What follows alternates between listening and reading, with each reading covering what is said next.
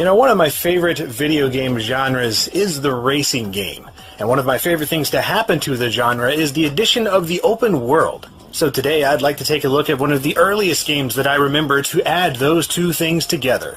Microsoft Midtown Madness Chicago Edition, developed by Angel Studios and published by Microsoft in 1999 for Windows PCs. Of course, this wasn't the first open-world racing game by any means. You had games like Spectrum Holobyte's Vet doing similar things back in 1989, for instance. But this was the first game of its type I'd seen at the time, and it was nothing short of mind-blowing to me. Say goodbye to gridlock, run every stop sign, drive the wrong way. Now that's racing Chicago style. And having actually driven around Chicagoland on several occasions, I can say that's not just racing Chicago style, but driving Chicago style in general.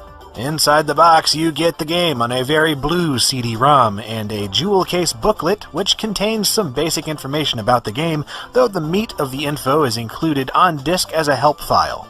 It also has a small map of the city in the center of the booklet, but the in-game map is far more useful, so if you're referring to this during gameplay, you're doing it wrong. Typically, I'd start off by showing the game's startup sequence at this point, but I've just gotta mention the installation here because it's awesome. Instead of a typical status bar, you get to see a Panos Roadster being painted while other vehicles of the game drive by in the foreground. Seriously, whatever happened to creative installers? I could do a whole video on these, and maybe I will, but for now, Midtown Madness begins with some logos and a splash screen, followed by the main menu and one of several awesome and funky tunes in the game.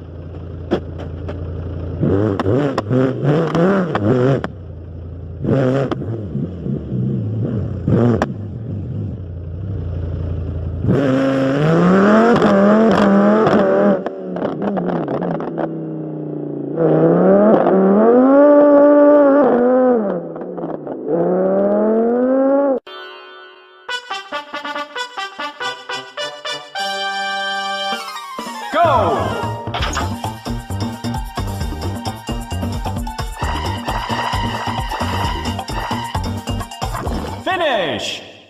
I haven't seen Leafy for a while. I wonder if he's okay. What? Leafy! Is that you? Now, boys,